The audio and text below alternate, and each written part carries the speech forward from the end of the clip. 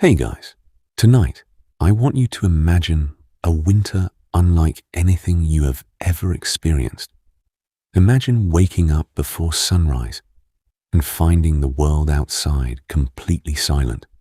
The fields are frozen. The roads are buried beneath snow. The river you once crossed every morning has turned into a sheet of ice. And inside your small wooden home, there is almost nothing left to burn. This was winter in medieval Europe. For ordinary peasants, winter was not simply a beautiful season. It was a test of survival. During the coldest years, harvests could fail, food became painfully scarce, and families were forced to survive on whatever they had stored before the cold arrived. As the nights grew longer, villages slowly changed. The animals were kept close for warmth. People slept together in crowded rooms. Every piece of firewood became precious. And when the food ran low, even a simple bowl of grain could become a luxury.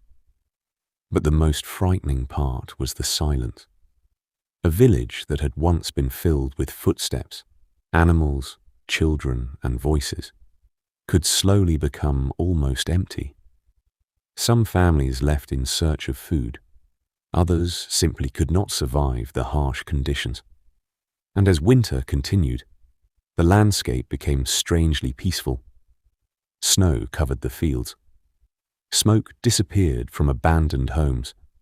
And beneath the frozen ground, another medieval winter was waiting to be forgotten. So tonight, as you lie somewhere warm and comfortable, take a moment to imagine those distant villages. No central heating.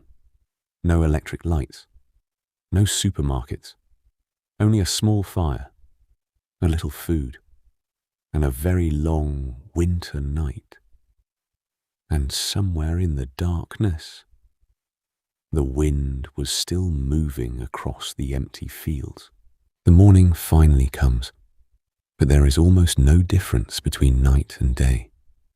The sky is grey, the sun is hidden behind thick clouds, and the snow outside reflects the faint morning light back through the tiny window.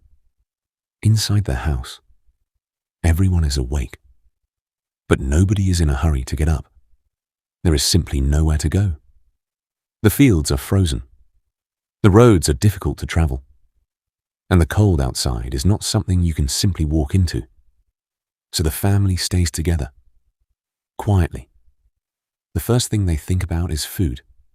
A small wooden bowl is placed on the table. Inside it is a simple winter meal. Perhaps some grain, a little porridge, maybe dried vegetables. Nothing luxurious. But during winter, even simple food has value. Every handful of grain has a story behind it. It was planted months ago. It was harvested before the cold arrived. It was carried home, dried, stored, and protected from moisture, because everyone knew that the food in this room would have to last until spring. The problem was, nobody knew exactly when spring would come, so portions had to be carefully controlled. A family could not simply eat everything they had during the first weeks of winter. They had to calculate. One sack of grain, 1 week, another sack, another few weeks, and slowly, the pile became smaller. This was one of the quietest dangers of medieval winter. There was no dramatic warning, no single moment when someone announced that the food was gone. Instead, you simply noticed that the storage room looked a little emptier than yesterday. The sacks became lighter, the jars became fewer, and every meal became slightly smaller. Outside, the animals were struggling too. Cattle and other livestock were valuable. They provided food, materials, and sometimes the strength needed for farm work. So people tried to protect them from the cold. Animals were kept inside barns. Straw was placed beneath them. Whatever food could be spared was given to them. But animals needed food too. And when winter became especially harsh, feeding the animals could become almost as difficult as feeding the people.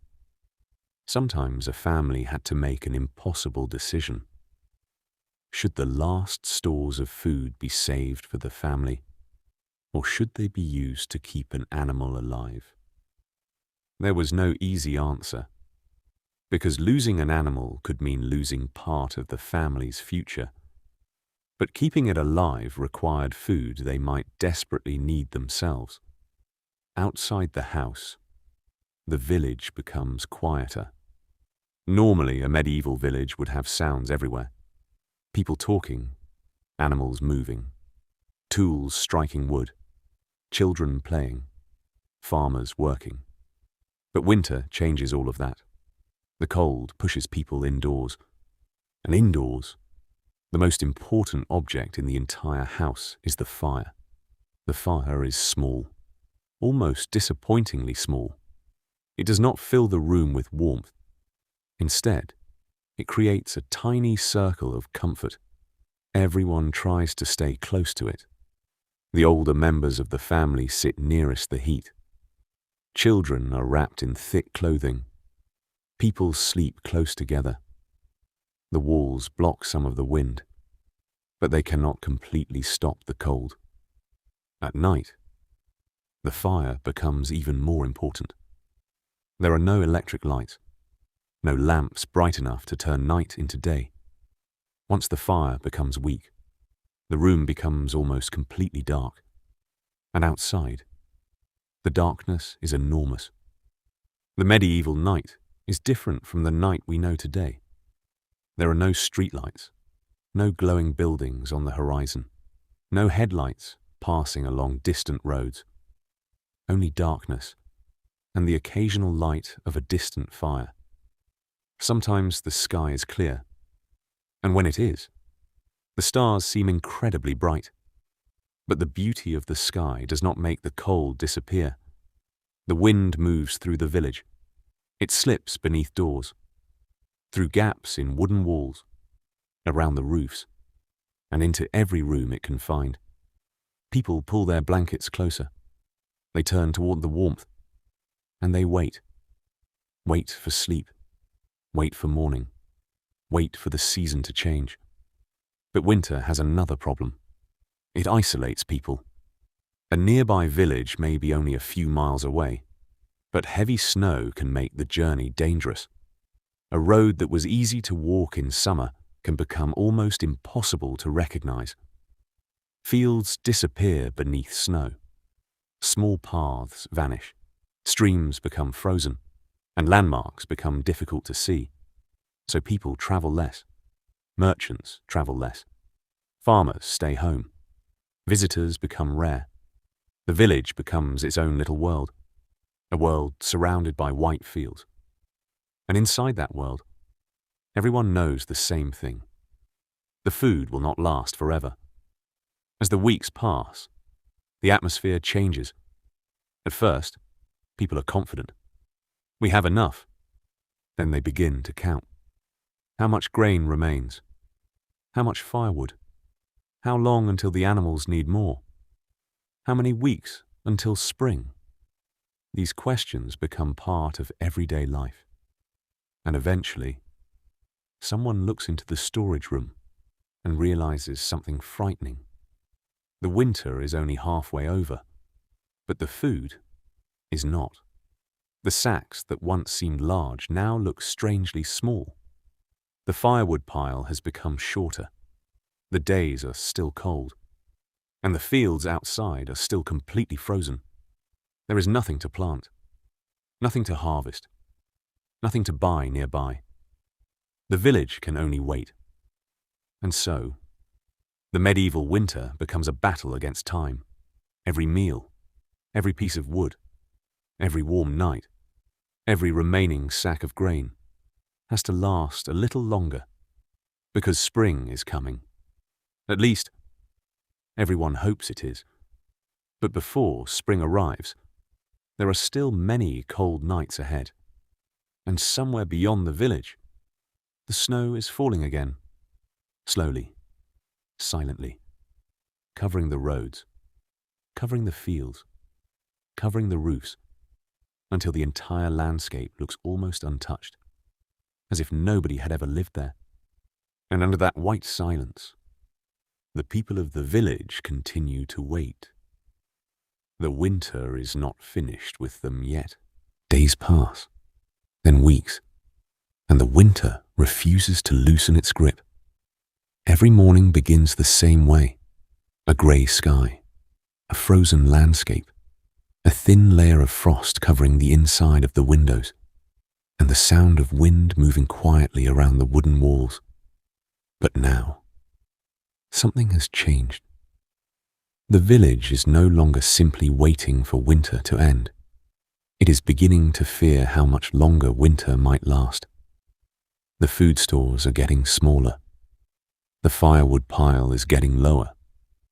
And the people are becoming quieter. In the beginning of winter, there had been conversations around the fire, stories, small jokes, plans for spring. Now, most conversations are about food. How much grain remains? How much flour? How much dried meat? How much can be spared for tomorrow? Because every meal takes something away from the future. A handful of grain eaten tonight is a handful that cannot be eaten tomorrow. And so people begin to measure their lives differently, not in days, not in weeks, but in sacks of grain, in pieces of firewood, in how many meals remain. Outside, the fields are completely silent. The land that had once provided everything the village needed has become useless. No ploughing, no planting, no harvesting, just frozen soil beneath layers of snow. For a farmer, there is something deeply unsettling about seeing a field like this. The same land that had been full of crops only months earlier now looks lifeless. And yet, beneath the frozen ground, the land is simply waiting, waiting for the sun, waiting for the snow to melt, waiting for the first signs of spring. But the people cannot wait forever. Some begin to leave. A family might pack whatever they can carry. A few pieces of clothing, some food, perhaps a tool. And then they step outside. They leave the house where they were born. They walk along a road that is almost impossible to recognize. Their destination might be another village, a larger town, a monastery, anywhere they believe food might still be available. But winter travel is dangerous. The cold is exhausting. The roads are difficult. And the farther they travel, the less certain they become of finding help. Behind them, their home slowly disappears beneath the snow. For those who remain, the empty houses are impossible to ignore. A door that used to open every morning stays closed. A chimney that once released smoke becomes silent. A barn that once held animals stands empty. And slowly, the village begins to look different. Not because the buildings have changed, but because fewer people are inside them. This is how a village can become empty without anyone noticing the exact moment it happened. One family leaves. Another becomes too weak to continue their daily work. Another moves in with relatives. And another simply closes its door, hoping that the worst will soon be over. The village grows quieter, and the silence becomes part of the landscape. At night, the darkness seems even deeper. Inside the remaining homes, people sit close to the fire. The flames move gently. Wood cracks softly. Shadows dance across the walls. Someone coughs. Someone turns beneath a blanket. A child asks when spring will come. And an adult answers, soon, even when they are not completely sure. Because sometimes, hope is the only thing a person can give. Outside, wind continues. It moves across the rooftops, across the frozen fields, across the abandoned paths, and over the small graves that may already lie beneath the snow. But medieval people were not helpless. They knew their environment. They had learned how to store food, how to preserve meat, how to protect animals, how to use every part of what they produced. They understood that survival depended on preparation, and most winters, people survived. That is important to remember. The medieval world was not constantly dying beneath snow. Most ordinary winters were difficult, but manageable. The real disasters came when several problems arrived together.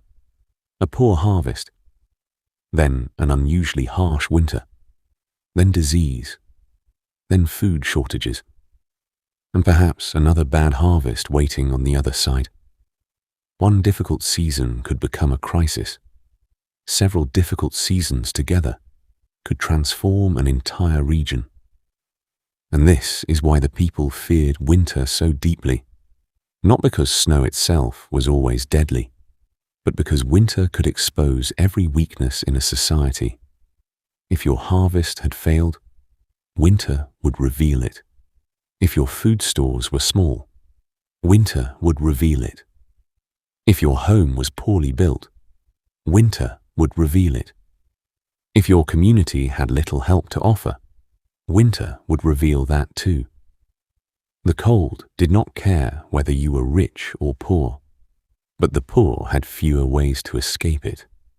A wealthy household might have larger food stores, better clothing, more servants, more secure buildings, perhaps even access to imported food. A peasant family had much less. Their survival depended on the harvest they had grown with their own hands, and now, that harvest was buried beneath winter. The days continue. The sun rises. The sun disappears. Snow falls. The fire burns. Food disappears. And the village waits. Then one morning, something strange happens. The wind becomes quieter. The sky is still grey, but there is a faint softness in the air. It is almost impossible to notice, but someone standing outside feels it. A tiny change. A promise. Perhaps winter is finally beginning to lose its strength. But before anyone can celebrate, there is still one final danger waiting. Because when the snow begins to melt, the villagers will discover what the winter has left behind. And sometimes, what appears beneath the snow is more frightening than the snow itself. The long winter is nearing its end, but the story is far from over. And then, one morning, the snow begins to change. It is almost impossible to notice at first. The white surface is no longer perfectly hard. A thin layer of water appears beneath it. During the day, drops begin to fall from the roofs. Slowly, one after another. Drip, drip, drip. For the first time in many weeks, the village can hear water again. Spring is coming. Or at least, everyone hopes it is. The people step outside. They look toward the fields. They look at the roads. They look at the trees. And for a moment, there is something they have almost forgotten. Hope. The sun feels slightly warmer. The days are becoming longer. The snow begins to retreat. But as the frozen world disappears, something else becomes visible. The roads are covered in thick mud. The fields are damaged. Fences have collapsed beneath the weight of snow. Branches lie scattered across the ground. And some buildings have been damaged by the long months of cold. The village does not look the way it did before winter. It looks tired, as though the entire place has just awakened from a very long sleep. People begin to leave their houses again. They open doors. They step into the sunlight. They check their animals. They inspect their roofs. They walk toward the fields. And then they begin to count. How many animals survived? How much food remains? How much seed is left for planting? How many people are still here? These questions matter more than almost anything else. Because surviving winter is only the first part. Now comes the next challenge. Spring. The fields need to be prepared. The animals need to be cared for. The damaged tools need to be repaired. And most importantly, new crops must be planted. But there is a problem. If the winter has been especially harsh, the family may have eaten part of the grains they had planned to use as seed. The food they needed to survive until spring was also the food they needed to create the next harvest. And this creates a terrible choice. Eat now or plant for later. For a family already struggling, there may be no easy answer. This is one of the reasons medieval life could be so fragile. A single bad season did not necessarily destroy a community, but a bad harvest followed by a harsh winter, followed by another poor harvest, could create a chain of suffering that lasted for years. And now, the people look at the fields. The soil is finally visible, dark, wet, cold, but usable. Farmers begin working again. The first tools break through the soil. Slowly, carefully, the work of rebuilding begins. Yet not everyone has returned. Some houses remain empty. Some families have moved elsewhere. Some animals are gone. And some names that were familiar only months earlier are no longer heard. The village remembers them quietly. A winter can disappear from the landscape, but it does not disappear from memory. The people who survived will carry that winter with them. They will remember how long the nights felt, how little food remained, how precious firewood became, how the wind sounded against the walls, and how they wondered, again and again, whether spring would really come. For the children who lived through it, winter may become one of those memories that never completely fades. Years later, they may still remember the snow, the darkness, the cold floor beneath their feet, the warmth of sitting beside the fire, and the first morning when sunlight finally entered the house again. That is the strange thing about history. We often remember kings, battles, castles, great armies, but most of medieval Europe was made up of ordinary people. Farmers, mothers, fathers, children, craftsmen, shepherds, people whose names were never written into history books, and yet they experienced history more intimately than almost anyone. For them, history was not something happening somewhere far away. History was the weather. It was the harvest. It was the price of grain. It was whether the firewood lasted until morning. It was whether the animals survived. And sometimes, it was simply whether your family made it through another winter. So when we imagine medieval Europe, perhaps we should not only imagine castles rising above green hills. We should also imagine the small villages hidden between them. Tiny houses, frozen fields, smoke rising into a dark sky, and families sitting quietly around a small fire, waiting for spring. Because winter did not need armies to change a village. It did not need a king. It did not need a battle. Sometimes, all it needed was time. Time for the food to disappear. Time for the firewood to run low. Time for the cold to settle into the walls. And time for people to realize just how fragile their lives really were. But eventually, the sun always returned. The snow melted. The fields became green again. And life continued. Not because medieval people had easy lives, but because they learned how to endure difficult ones. And perhaps that is the quietest story hidden inside those frozen centuries. Not simply a story about cold, not simply a story about hunger, but a story about ordinary people waiting through the darkness until morning finally came. But even after the snow disappeared, the winter was not forgotten. The fields slowly became green again. Birds returned to the trees. Animals wandered back outside. Children began playing in the village once more.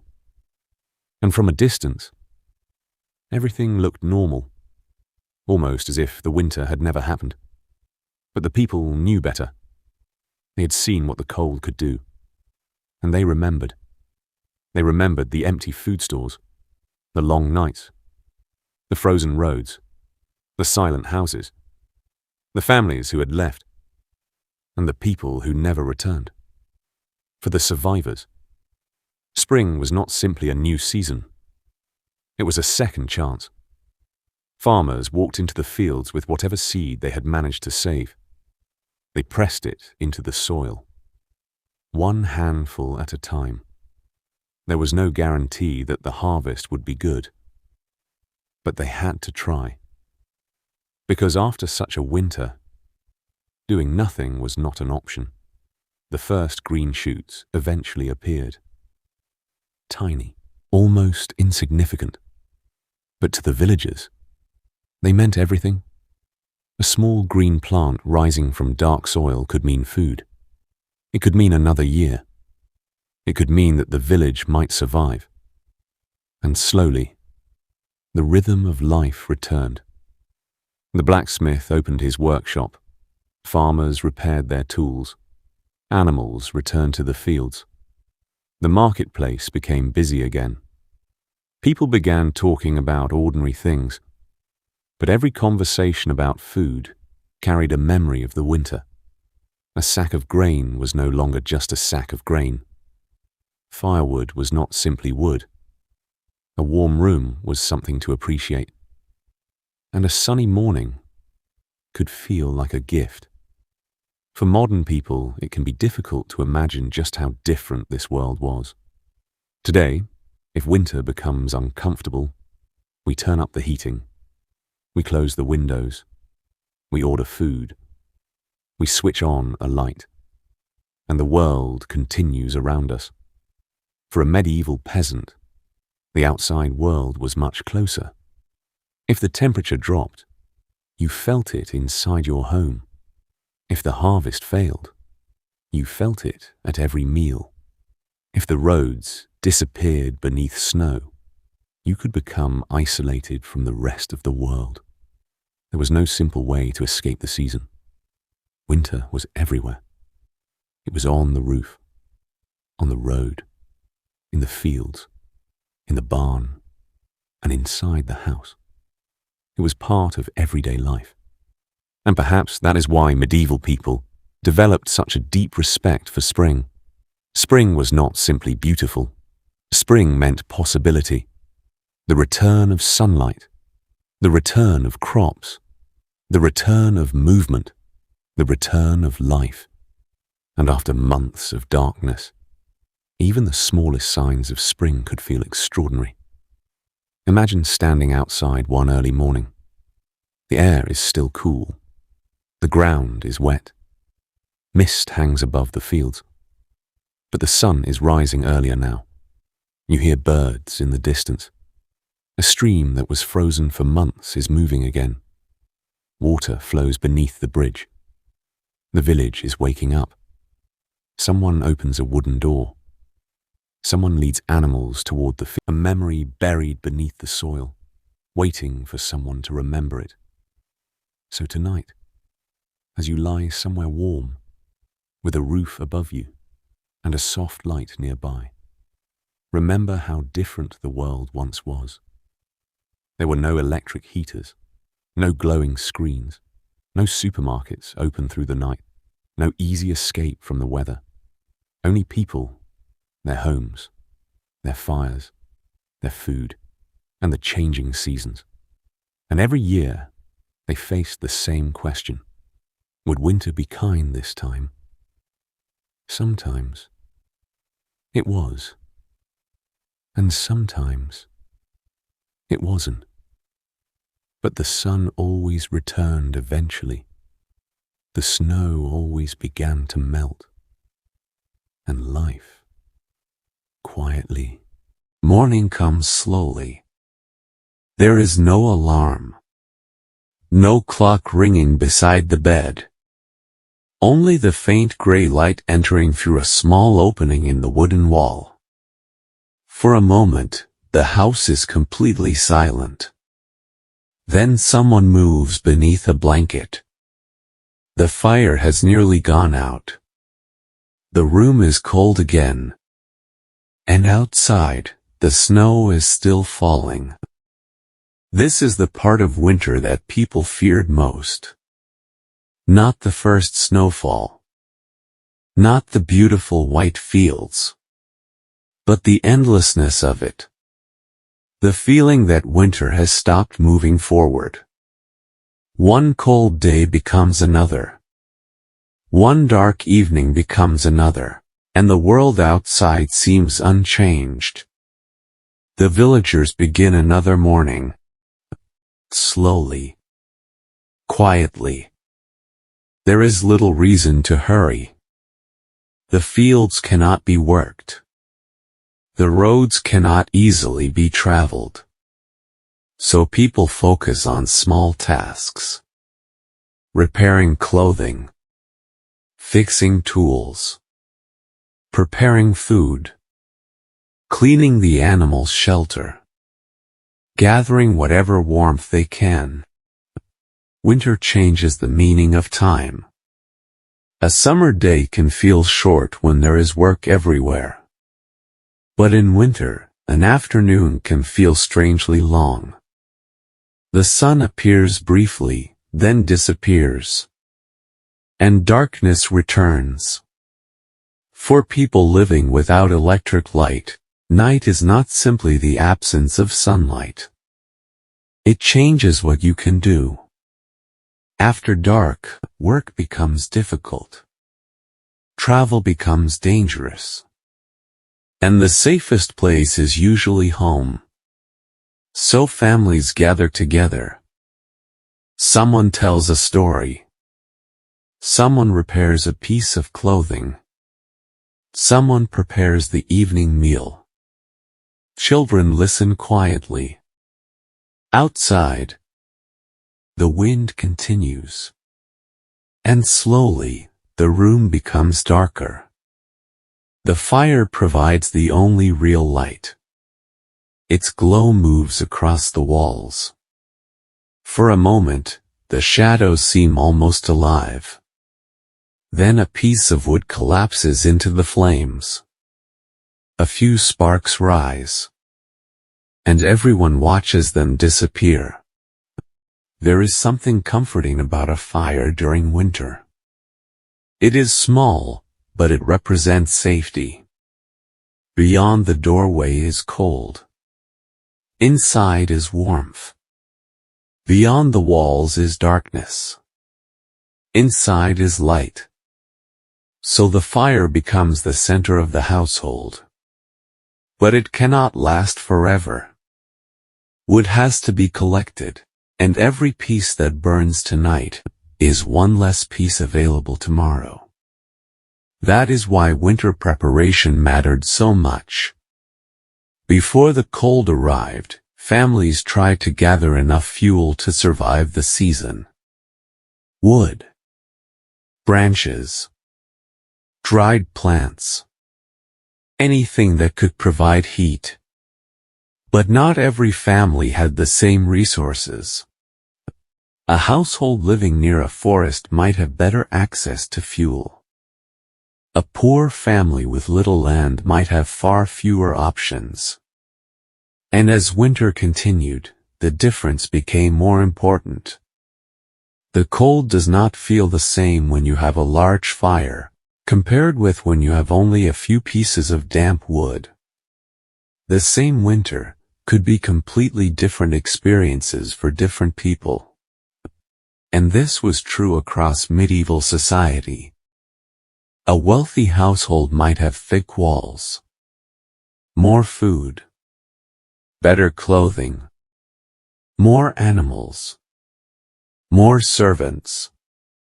A poor peasant family might have only a small home, a simple fire, and a limited supply of food.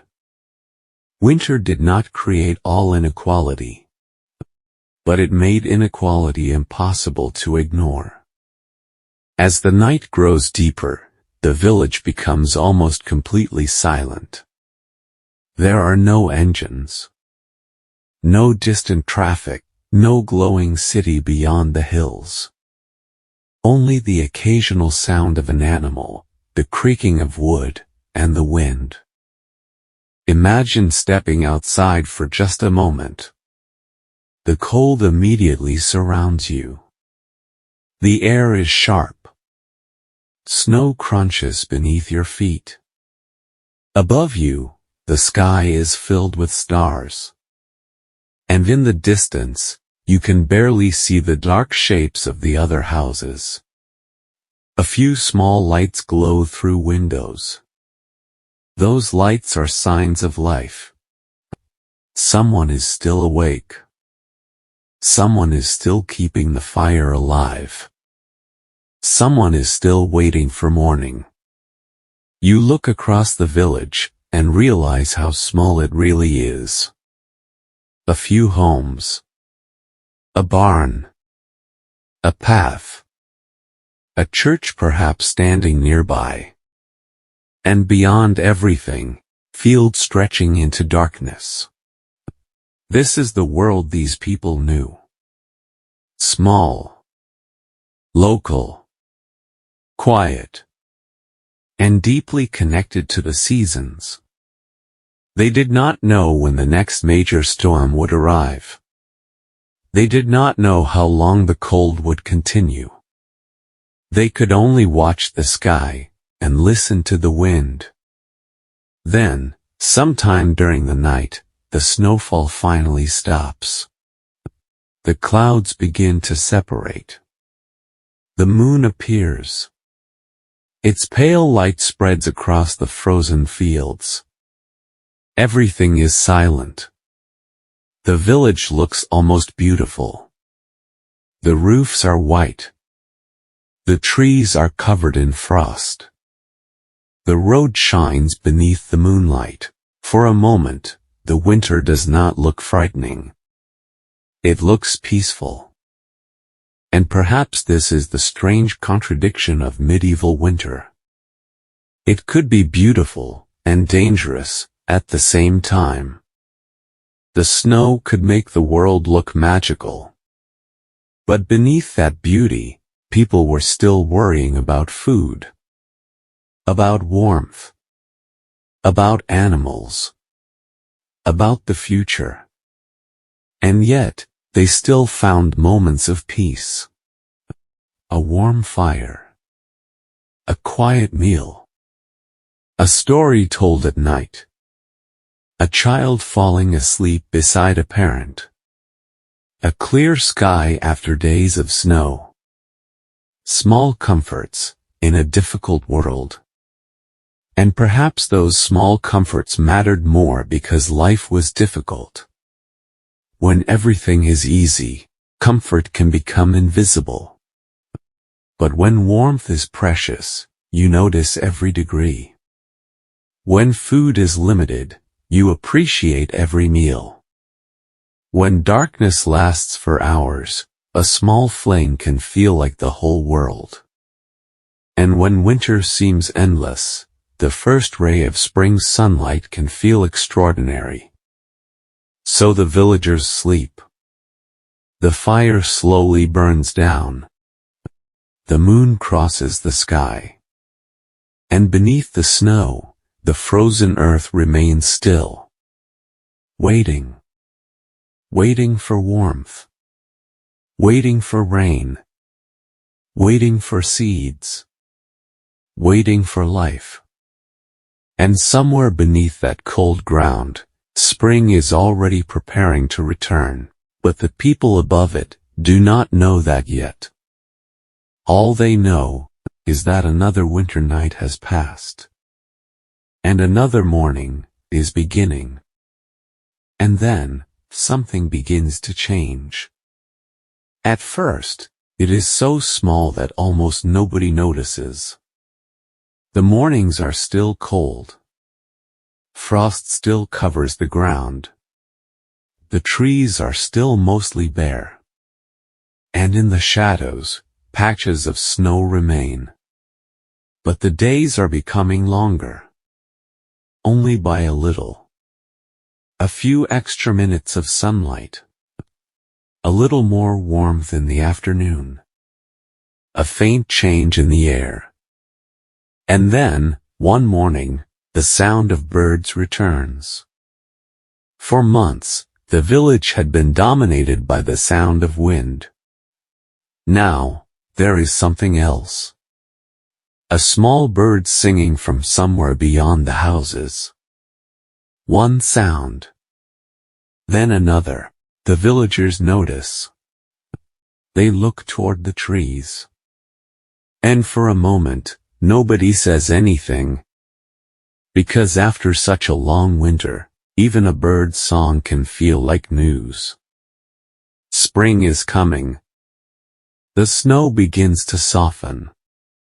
Water runs from the rooftops. The frozen roads become wet and muddy. The river begins to move again. At first, only a narrow stream appears beneath the ice. Then another. Cracks spread across the frozen surface. And eventually, the river is flowing. The world is moving again. But the villagers do not simply celebrate. They have work to do. A harsh winter leaves behind a long list of problems. The barns need repairing. Fences need rebuilding. Roofs must be checked. Tools need fixing. Animals need care. And the fields are waiting. Farmers walk out across the muddy land. They look carefully at the soil. They know that the next harvest will determine what happens later in the year. If the crops grow well, the village can rebuild its food stores. If the harvest fails, the difficulties of winter may continue into the future. So they begin. The first seeds are placed into the earth. A farmer bends down. His hands are cold. The ground is wet. But there is something different now. He is no longer preparing for winter. He is preparing for life. One seed disappears beneath the soil. Then another. Then another. The work seems almost too simple to matter. But everything depends on it. Weeks pass. Tiny green shoots appear. At first, they are barely visible. But slowly, the fields begin to change. Brown becomes green. The bare trees begin to show small buds. Grass returns. Animals move farther from their shelters. The village becomes louder. Children spend more time outside. People walk farther. The marketplace becomes active again. And gradually, the silence of winter disappears. But the memory remains. A family might walk past an empty house and remember the people who lived there. A farmer might count his animals and remember the ones that did not survive. Someone might open the storage room and remember how empty it once became. Winter has ended, but its consequences are still everywhere. And this is an important part of medieval history. The danger of winter was rarely just the cold itself. The real danger was what came afterward. If food stores were empty, people needed a good harvest quickly. If animals had been lost, they needed time to rebuild their herds. If families had left, the village needed to recover its population. And if people had become sick or weak, they needed months to recover. So spring was not an instant return to normal life. It was the beginning of recovery. Slowly, carefully, one day at a time. And yet, there was something beautiful about this recovery. Imagine walking through the village on a warm spring morning. The snow is gone. The sky is blue. Water is flowing through the stream. The fields are green. Smoke rises from the chimneys. Someone is calling to their animals. Children are laughing somewhere nearby. The sound of a hammer comes from a workshop. A cart moves along the road. Life has returned. After months of darkness, the village feels almost completely different. And perhaps the most precious sound of all is the sound of people simply living again. Talking. Working. Laughing. Calling to one another. For the villagers, this was not ordinary noise. It was proof. Proof that they had made it through. The winter had taken something from them. But it had not taken everything. They were still here. The fields were growing again. The sun was warmer. And another year had begun. For us, it is easy to think of winter as something predictable. We know when it will arrive. We know roughly how long it will last. We have forecasts. Weather apps. Heaters. Warm clothing. Food available throughout the year, but medieval people lived much closer to uncertainty. They watched the clouds. They watched the animals. They watched the crops. They watched the sky. And they listened to stories from older generations. Because the weather could decide the course of an entire year. A single unusually cold season could become a memory passed from parent to child. A story told beside the fire. Do you remember that winter? The snow that would not disappear? The year the river froze? The year the harvest was so poor? These stories became part of the memory of a community. And eventually, those memories became part of history. Not always in great books. Not always in the records of kings. But in the stories of ordinary families. Stories of cold mornings. Long nights. Empty roads. Small fires. And the first warm day of spring. So as the sun begins to set over our medieval village, the fields are green again. The animals are settling down. The houses are glowing softly in the evening light. And somewhere in the distance, a bell rings. The sound travels across the countryside. Slowly, the village becomes quiet. But this time, the quiet feels different. It is not the frightening silence of winter. It is the peaceful silence of a village that has survived. The fire is burning. The food stores are beginning to fill again. The fields are alive. And the people can finally breathe. The great winter is behind them. At least, for now. Because in the medieval world, every spring carried the same promise. And every autumn brought the same question. What will the next winter bring? Summer arrives quietly. The fields are now green. The days are long, and the village seems to have forgotten the darkness of winter. Farmers work beneath the warm sun. Children run along the paths. Animals graze in the open fields. The river moves freely again. If you had arrived now, you might never believe what this place had looked like only a few months earlier. But the villagers remember. And every summer day becomes part of their preparation for the next winter. Because in medieval Europe, survival did not mean simply surviving one season. It meant preparing for the next one. The fields must produce enough food. The grain must be harvested at the right time. The hay must be dried. The animals must remain healthy. And the storage rooms must slowly fill again. The work begins almost immediately. There is no long period of rest. The memory of the previous winter is still fresh. So when the crops begin to ripen, people pay close attention.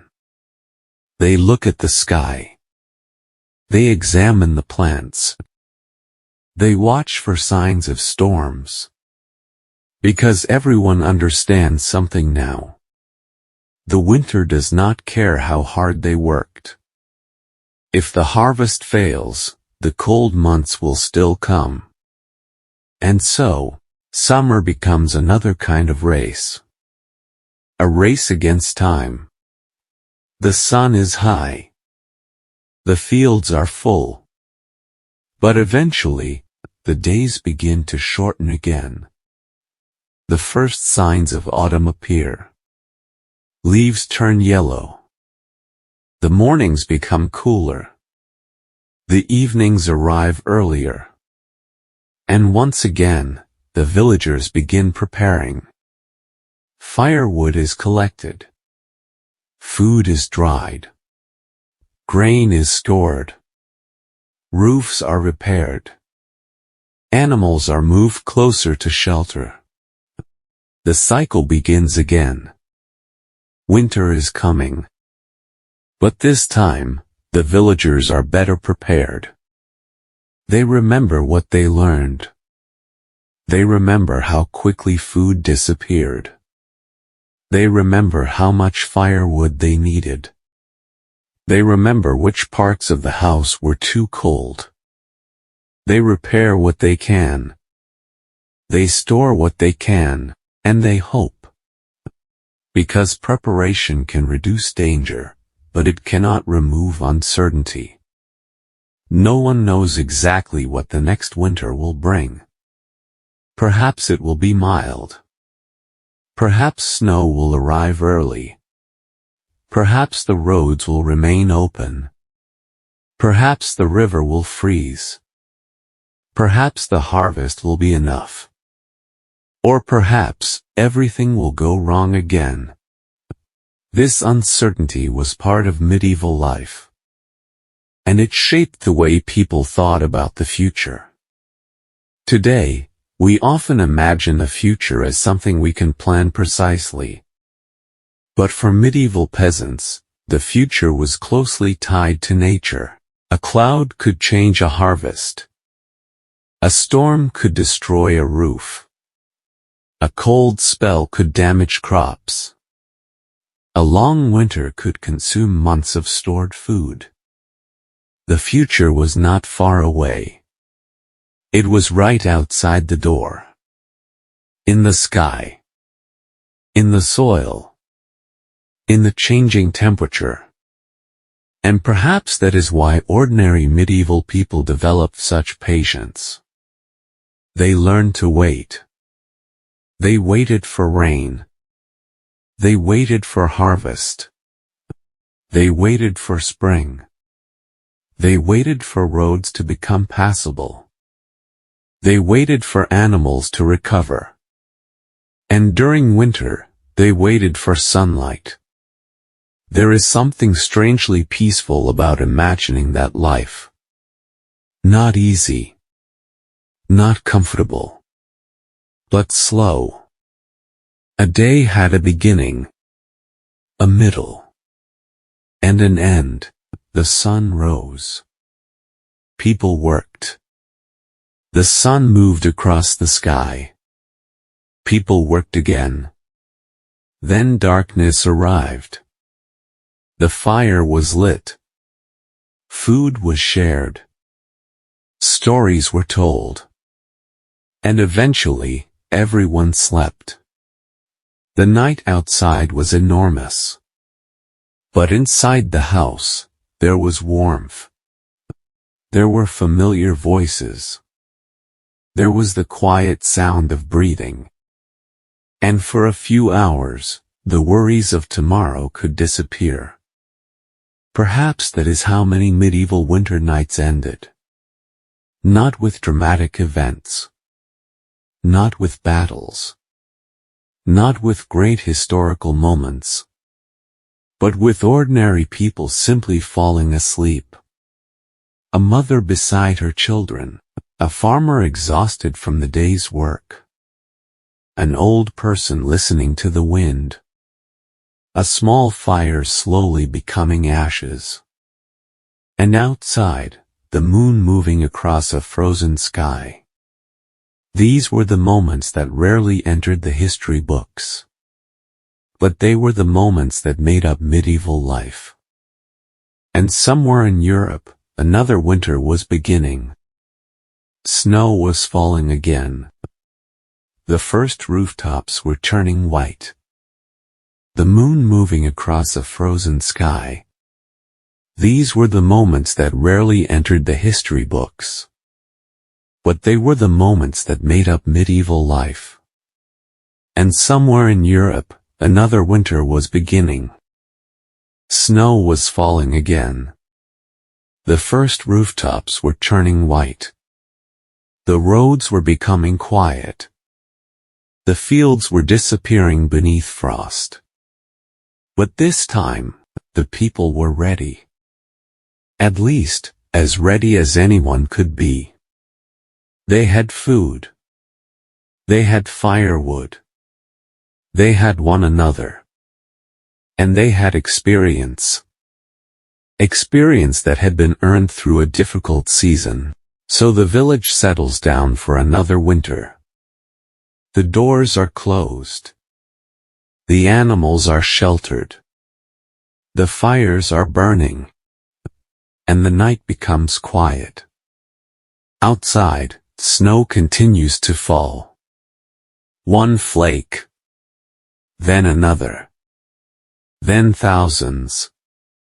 The world slowly disappears beneath white. But inside, someone is sleeping peacefully. For tonight, there is enough food. Enough warmth. Enough firewood. And tomorrow, there will be another day. The medieval winter continues. But so does life. And perhaps that is the most important part of the story.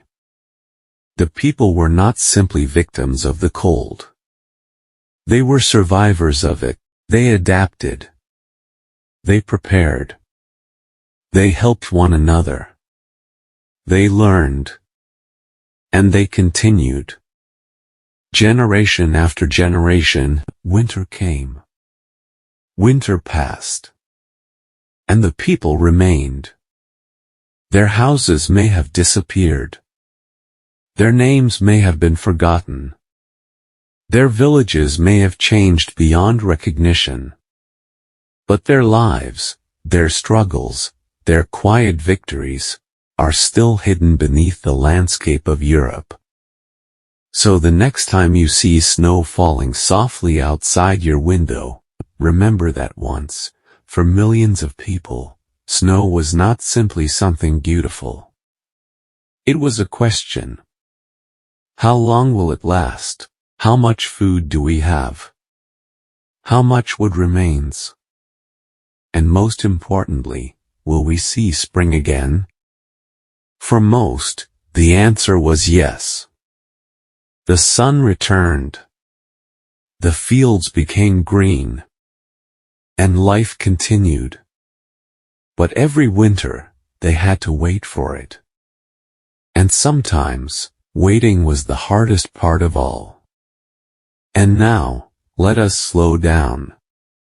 The village is quiet again. The houses are dark.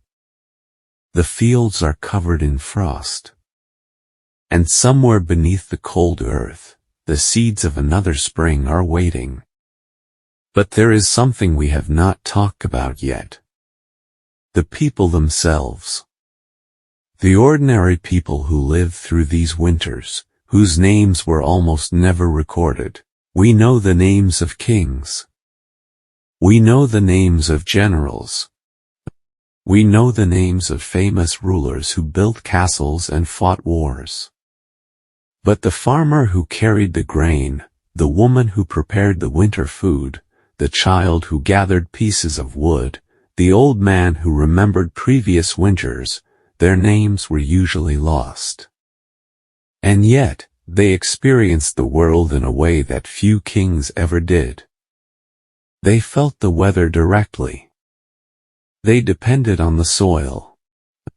They knew exactly how much food remained in their homes. They knew which roof leaked when the snow became heavy. They knew which road became impossible after a storm. They knew where the warmest corner of the house was. And they knew the sound of winter. A medieval village had its own winter sounds. The crackling of firewood. The wind against wooden walls. The footsteps of someone walking through snow. The occasional bark of a dog. The distant sound of a church bell. And sometimes, nothing at all. Just silence. Imagine that silence now. The entire village is asleep. There are no cars passing outside. No distant airplanes. No glowing signs. No electric lights visible across the countryside. Only darkness. You look toward the window. Beyond it, the snow reflects the pale light of the moon. The trees stand completely still. The fields stretch into the distance. And somewhere far away, a wolf may call from the forest. Then silence returns. Inside the house, the fire makes a soft sound. Someone turns beneath a blanket. A child moves closer to a parent. And slowly, everyone falls asleep again. For a few hours, there is nothing to do. Nothing to harvest. Nothing to repair. Nothing to carry. Only sleep. Perhaps this is one of the most peaceful images we can imagine from medieval winter.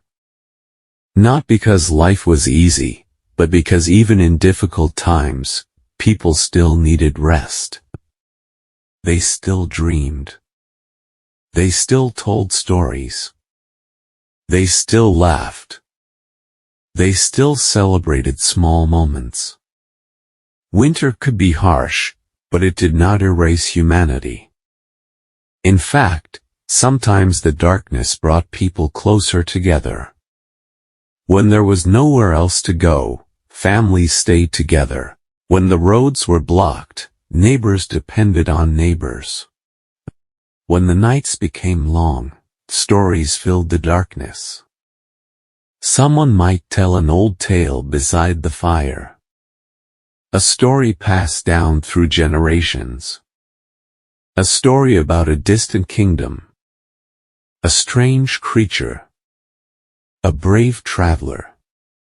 Or perhaps, a story about another winter. The children would listen. The fire would burn. And outside, the snow would continue falling. These small moments may seem insignificant, but they were the fabric of everyday life. History is often remembered through enormous events. Wars, famines, kings, plagues, political changes. But human life is mostly made from smaller moments. A meal, a conversation, a walk, a fire, a quiet evening, a family sleeping beneath the same roof. And winter brought all of those moments into a smaller world. The house became the center of everything. Outside was the season. Inside was life. And as the night continued, the people waited. Not impatiently. There was nothing they could do to make morning arrive sooner. So they simply waited. Eventually, the darkness began to change. Very slowly, the sky outside became lighter. Black became deep blue. Deep blue became gray. And then, a thin line of pale sunlight appeared beyond the horizon. Morning. Another winter morning. The villagers began to wake. Someone stirred the fire.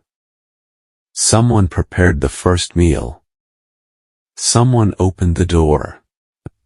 Cold air entered the room. And outside, the village was still covered in snow. But the people stepped forward anyway. Because this was their world. They could not escape winter. They could only live through it. One morning at a time. One meal at a time. One fire at a time. One night at a time. And perhaps, that is what makes these forgotten lives so fascinating. They did not know that centuries later, people would wonder about them. They did not know that historians would study their villages. They did not know that their forgotten winter nights would become stories. They simply lived.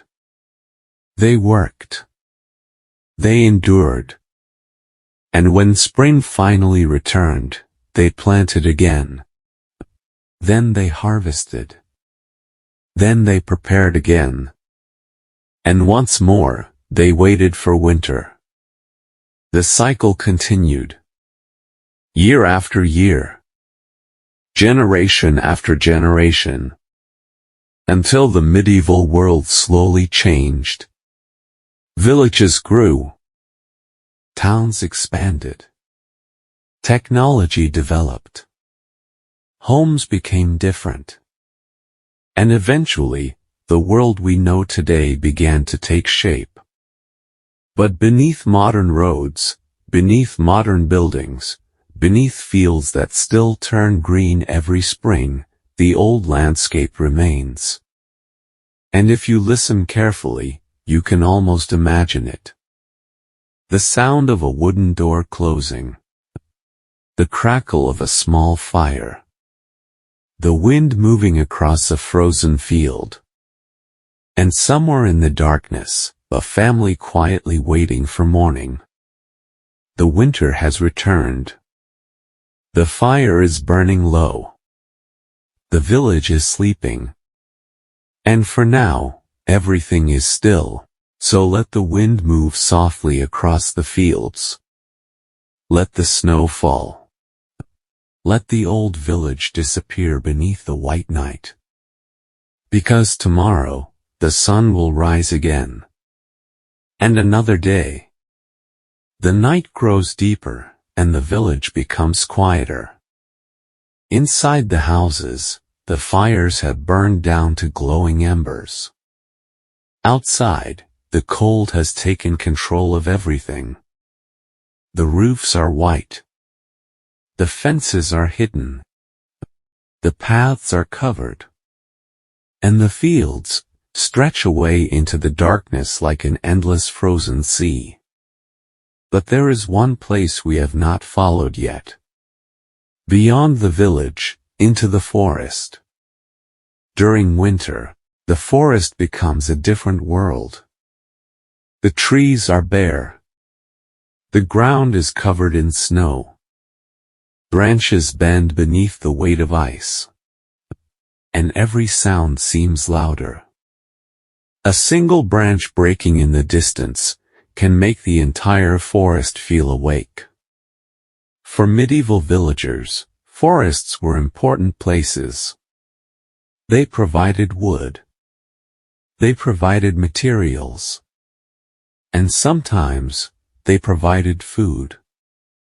But during winter, entering the forest could be dangerous. The paths were difficult to see. Snow could hide holes and fallen branches. And a person who became lost could have a very difficult journey home.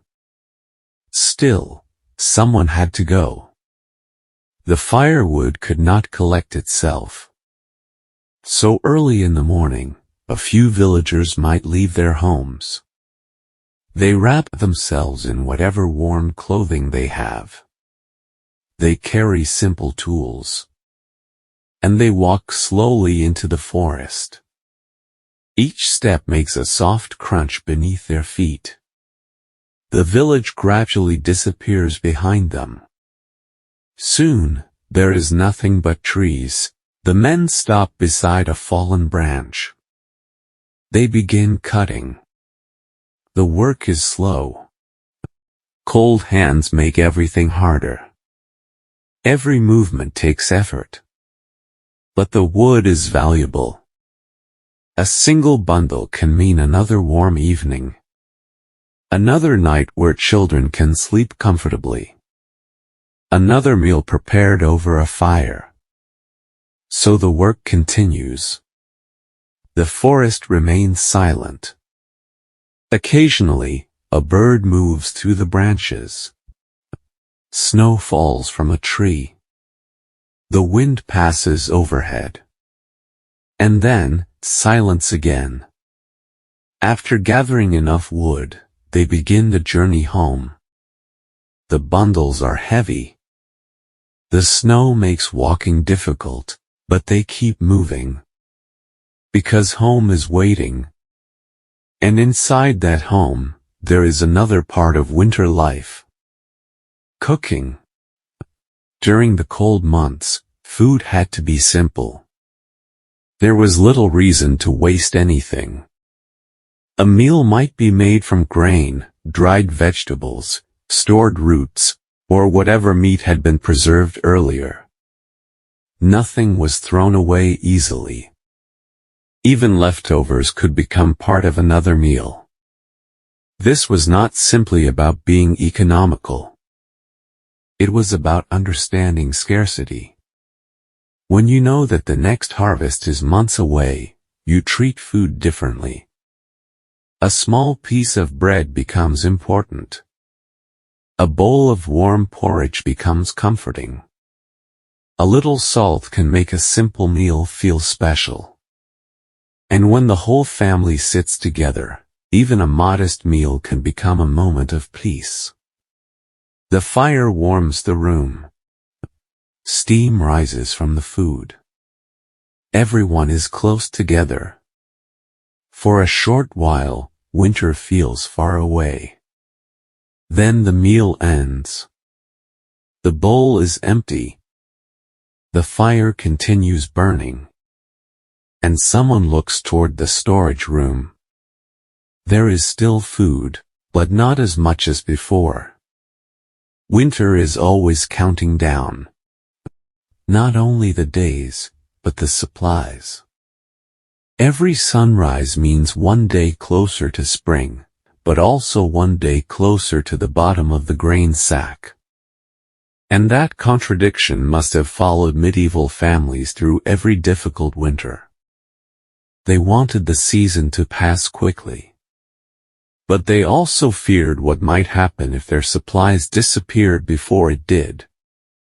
So they learned patience. They learned discipline. They learned to make a little last longer. And they learned that survival was often made from very small decisions. Should we burn another piece of wood? Should we eat another portion? Should we travel today, or wait for the road to become safer? Should we sell an animal, or keep it for the coming season? There were no easy answers. Only choices. And every choice mattered. As the afternoon fades, the villagers return home. The sun is already low. Winter days are short. The sky turns pale gold for a few minutes, then gray, then blue. And finally, darkness. The doors close again. The animals settle into the barns. The fires are lit. And the village becomes a collection of small glowing rooms surrounded by darkness. From above, it would look almost peaceful. A few tiny points of light beneath a huge winter sky. But each light represents a family. Each family has its own worries. Its own food stores. Its own firewood. Its own hopes for spring. And yet, they are all facing the same season. The same cold. The same long nights. The same uncertainty. Perhaps that is what made winter so powerful. It created a shared experience. Everyone could look outside and see the same snow. Everyone could hear the same wind. Everyone understood that spring was still somewhere in the future. So tonight, let the village become quiet again. Let the fires burn softly. Let the snow cover the roads. Let the forest stand still beneath the moon. And imagine the people inside their small homes, slowly falling asleep. They do not know what tomorrow will bring. But for tonight, they have warmth. They have shelter. They have food. And they have one another. Sometimes, that was enough. The fire becomes smaller. The room becomes darker. The wind moves gently against the walls. And somewhere beneath the frozen ground, the sleeping earth waits patiently. Because even in the coldest winter, spring is already on its way. It simply has not arrived yet. And finally, the longest night begins to fade. The fire has almost disappeared. Only a few glowing embers remain. The village is silent. Snow still covers the roofs. The fields are still frozen. And the trees stand motionless beneath the pale sky. But something is different. The darkness is beginning to disappear. Slowly, very slowly, the horizon becomes lighter. Black becomes deep blue. Deep blue becomes gray. And then, a faint line of golden light appears beyond the distant hills. Morning. Another morning. But this morning feels different. Because winter is finally losing its strength. The sun rises a little higher. The light lasts a little longer. And somewhere beneath the snow, the earth begins to wake. Water starts moving beneath the ice. Snow begins to soften. Drops fall from the rooftops. Drip, drip, drip, the sound is almost nothing. But to the villagers, it means everything. Spring is coming. People begin opening their doors. They step outside. They look at the sky. They look at the fields. And they breathe in the cold morning air. The world is still quiet, But it is no longer the silence of deep winter. There is movement again. A bird calls from a distant tree. An animal steps cautiously outside. Water runs along the edge of the road. And somewhere, a child laughs. Life is returning. The winter that seemed endless has finally begun to disappear. But the people who survived it will never see winter in quite the same way again. They will remember the darkness, the hunger, the cold, the empty roads, the nights beside a small fire. And they will remember how precious simple things became. Warmth, food, light, a safe roof, a familiar voice, a morning without fear. These were not luxuries to them. They were part of survival. And perhaps this is what makes the lives of medieval peasants so fascinating. Their world was difficult, but it was also deeply connected to things we often take for granted. They knew the seasons. They knew the soil. They knew the sky. They knew that every harvest mattered. They knew that every winter eventually passed, but they also knew that the next one would come. So they prepared again. They planted. They harvested. They stored. They repaired. And when autumn returned, they prepared for winter once more. The cycle continued. Year after year. Generation after generation. And eventually, centuries passed. The small villages changed. Roads became larger. Towns became cities. Technology transformed everyday life. And the world slowly became the one we recognize today. But beneath modern Europe, the old villages are still there in some form. Sometimes beneath a field. Sometimes beneath a road.